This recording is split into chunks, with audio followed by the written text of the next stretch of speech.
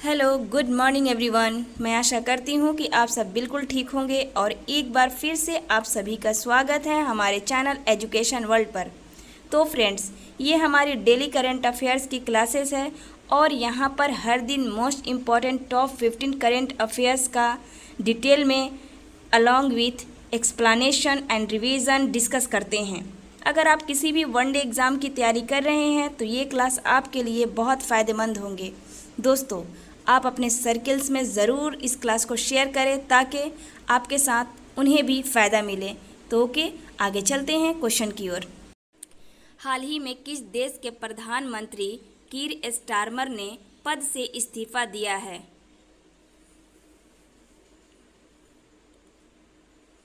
Answer है United kingdom. Answer है United kingdom यानी कि ब्रिटेन। बात करते हैं यूके के प्रधानमंत्री कीर स्टारमर ने कहाँ पर इन्होंने रिज़ाइन दिया है, तो 10 डाउनिंग स्ट्रीट पीएम हाउस में इन्होंने घोषणा की है। और ये किस पार्टी से थे, तो लेबर पार्टी से। यूनाइटेड में दो ही पार्टी चलती है, एक कंजर्वेटिव पार्टी, एक लेबर पार्टी। तो ये लेबर पार्टी के थे जिन्होंने 2024 में ऐतिहासिक बहुमत से ये स्थान प्राप्त किए थे। और ये किस कारण रिज़ाइन दिए, तो आंतरिक दबाव के कारण इन्होंने रिज़ाइन दिए। और किसको इन्होंने रिजग्नेशन दिए, तो ब्रिटेन के जो राजा है किंग्स चार्ल्स थर्ड को इन्होंने रिजग्नेशन दिए थे। नेक्स्ट क्वेश्चन की ओर चलते हैं। हाल ही में भारत की 28वीं नवरत्न कंपनी कौन बनी है? आंसर है Chennai petroleum corporation limited. Answer है चेन्नई पेट्रोलियम कॉरपोरेशन लिमिटेड। बात करते हैं जून 2026 में भारत सरकार ने चेन्नई पेट्रोलियम कॉरपोरेशन लिमिटेड को नवरत्न CPSE का दर्जा प्रदान किया है, जिसके साथ ही यह भारत की 28वीं नवरत्न कंपनी बन गई है। और बात करते हैं कि इसको स्टेटस कौन करता है, तो ये डिपार्टमेंट ऑफ पब्लिक एंटरप्राइजेस और ये वित्त मंत्रालय के अंतर्गत आता है।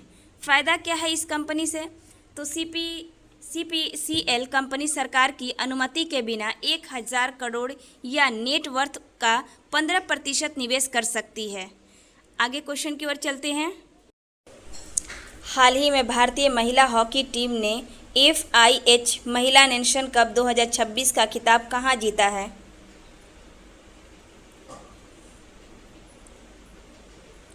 आंसर है न्यूजीलैंड। आंसर है न्यूजीलैंड।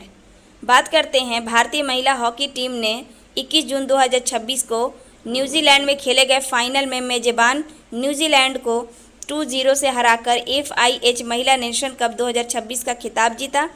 और इस जीत के साथ भारत ने नेक्स्ट सेशन की FIH प्रो लीग के लिए भी क्वालिफाई किया। तो उपविजेता कौन रहा? न्यूजीलैंड, जो होस्ट किए थे देश। और सेकंड टाइम इन्होंने ये जीत हासिल की है। फर्स्ट टाइम कब किए थे, तो 2022 में। नेक्स्ट क्वेश्चन की ओर चलते हैं। हाल ही में उल्लास पहल के तहत देश का 6ठा पूर्ण साक्षर राज्य कौन बना है?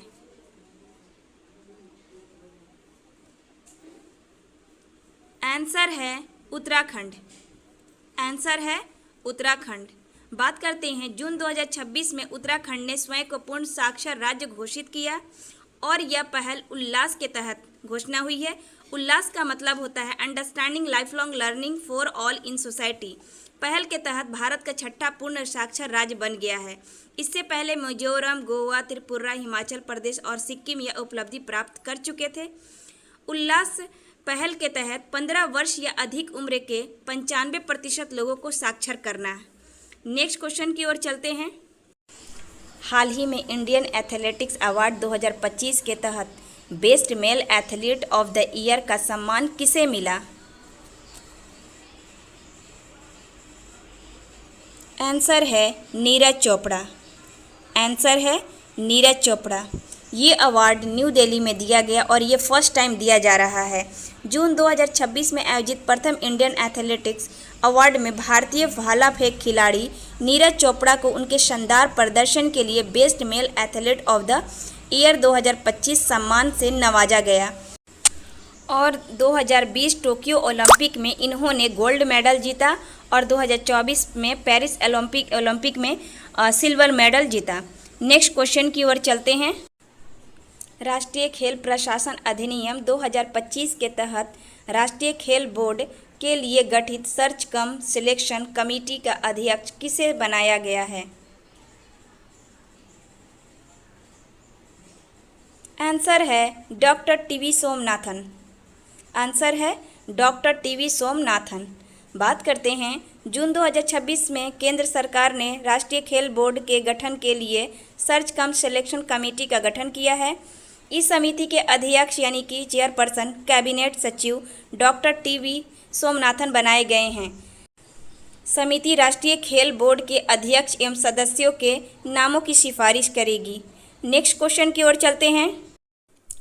हाल ही में राखीगढ़ी से प्राप्त मानव कंकाल अवशेषों को वैज्ञानिक अध्ययन हेतु किस संस्था को सौंपा गया है? आंसर है anthropological survey of India. Answer है एंथ्रोपोलॉजिकल सर्वे ऑफ इंडिया। बात करते हैं कि हाल ही में आर्कियोलॉजिकल सर्वे ऑफ इंडिया ने हरियाणा के राखीगढ़ी पुरातात्विक स्थल से प्राप्त मानव कंकाल अवशेषों को विस्तृत वैज्ञानिक अध्ययन के लिए एंथ्रोपोलॉजिकल सर्वे ऑफ इंडिया को सौंप दिया है। इन अवशेषों पर डीएनए विश्लेषण, आइसोटोप अध्ययन, चेहरे के पुनर्निर्माण तथा अन्य मानव विज्ञान संबंधी अनुसंधान किए जाएंगे। नेक्स्ट क्वेश्चन की ओर चलते हैं। ICAR ने हाल ही में फसल स्थापना यानी क्रॉप इस्टेब्लिशमेंट में सुधार के लिए किस पर्यावरण अनुकूल तकनीक का विकास किया है? आंसर है स्मार्ट सीड कोडिंग तकनीक। आंसर है स्मार्ट सीड कोडिंग तकनीक। बात करते हैं Indian council of agriculture research के अंतर्गत Indian institute of oil seeds research ने बायोपॉलिमर आधारित स्मार्ट सीड कोडिंग टेक्नोलॉजी विकसित की है। यह एक पर्यावरण अनुकूल और जैव अविक्रमणीय यानी कि बायोडिग्रेडेबल तकनीक है जो बीजों के अंकुरण को बेहतर बनाती है, फसल स्थापना में सुधार करती है, पौधों को सूखा, तापमान परिवर्तन तथा अन्य जैविक अजैविक तनावों से बचाने में मदद करती है, लाभकारी सूक्ष्मजीवों और पोषण तत्वों को सीधे बीज के आसपास उपलब्ध कराती है। ओके, नेक्स्ट क्वेश्चन की ओर चलते हैं। हाल ही में चर्चा में रही इटालियन जल विद्युत परियोजनाएं किस नदी की सहायक नदियों पर प्रस्तावित है? आंसर है दिबांग नदी। आंसर है दिबांग नदी। बात करते हैं हाल ही में चर्चा में रही जल विद्युत परियोजनाएं द्री और तालो नदियों पर प्रस्तावित है जो दिबांग नदी की सहायक नदियां हैं। ये परियोजनाएं अरुणाचल प्रदेश के दिबांग घाटी क्षेत्र में स्थित इटालियन जल विद्युत परियोजना का हिस्सा है। नेक्स्ट क्वेश्चन की ओर चलते हैं। 2026 में भारत का पहला सात्विक सूचकांक यानी बॉम्बे स्टॉक एक्सचेंज सात्विक 100 किस कंपनी ने लॉन्च किया है? आंसर है BSE index services private limited. Answer है BSE index services private limited. बात करते हैं जून 2026 में BSE index services private limited ने भारत का पहला सात्विक सूचकांक बॉम्बे स्टॉक एक्सचेंज सात्विक 100 लॉन्च किया है। यह सूचकांक BSE लिमिटेड की 500 कंपनियों में से उन 100 कंपनियों को शामिल करता है जो सात्विक सिद्धांतों एवं मूल्य आधारित निवेश मानकों के अनुरूप है। इसका उद्देश्य एथिकल और मूल्य आधारित निवेश को बढ़ावा देना है। नेक्स्ट क्वेश्चन की ओर चलते हैं। अनुसूचित जाति और अन्य पिछड़ा वर्ग के छात्रों के लिए छात्रवृत्ति आवेदन में निवास प्रमाण पत्र की अनिवार्यता समाप्त करने के साथ उमंग प्लेटफॉर्म पर सेतु पोर्टल किसने लॉन्च किया है? आंसर है सामाजिक न्याय एवं अधिकारिता विभाग। आंसर है सामाजिक न्याय एवं अधिकारिता विभाग। बात करते हैं सेतु की, तो सेतु का फुल फॉर्म होता है scholarship for educational transformation and upliftment. Setu का फुल फॉर्म होता है scholarship for educational transformation and upliftment. और बात करते हैं सामाजिक न्याय और अधिकारिता विभाग ने छात्रवृत्ति सेवाओं को सुव्यवस्थित करने के लिए उमंग प्लेटफॉर्म पर सेतु पोर्टल लॉन्च किया है। इसमें छात्रवृत्ति के लिए निवास प्रमाण पत्र की शर्त को पूरी तरह से हटा दिया गया है, जिससे दूसरे राज्य में पढ़ने वाले छात्रों को भारी राहत मिलेगी। नेक्स्ट क्वेश्चन की ओर चलते हैं। 12वां अंतर्राष्ट्रीय योग दिवस कब मनाया गया?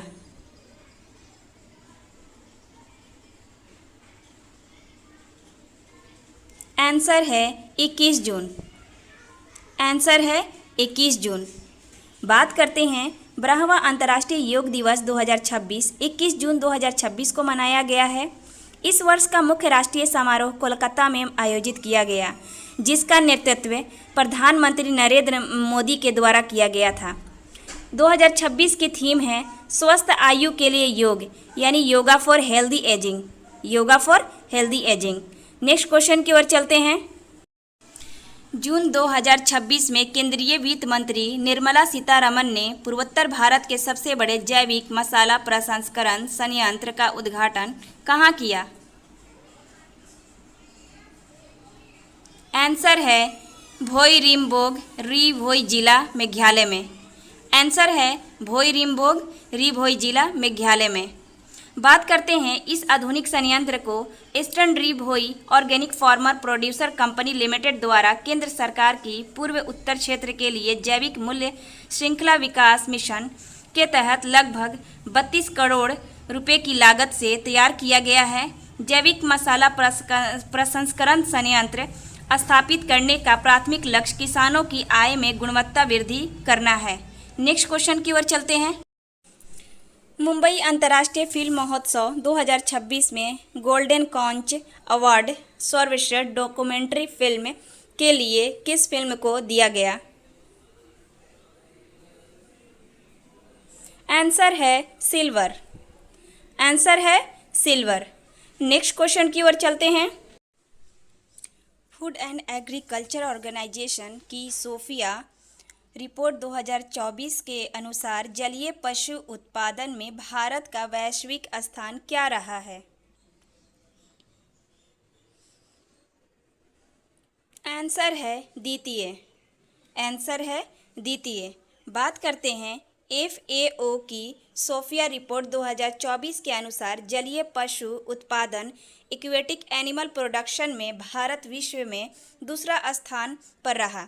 भारत मत्स्य पालन और जलीय कृषि के क्षेत्र में तेजी से उभरती हुई शक्ति है और वैश्विक उत्पादन में उसका महत्वपूर्ण योगदान है। दोस्तों, आई होप कि ये क्लास आप सभी को बहुत अच्छा लगा होगा, तो ज़रूर लाइक एंड कमेंट करें और दोस्तों अपने फ्रेंड सर्किल में ज़रूर इस क्लास को शेयर करें ताकि आपके साथ उन्हें भी बेनिफिट मिले। दोस्तों, जितने सारे मैंने क्वेश्चन करा रखे हैं वो बहुत ही इम्पॉर्टेंट है, वेरी इम्पॉर्टेंट हर एग्ज़ाम के लिए। तो प्लीज़ आप उन्हें रिवीजन करते रहिए और नोट्स बनाते रहिए। Okay, thank you.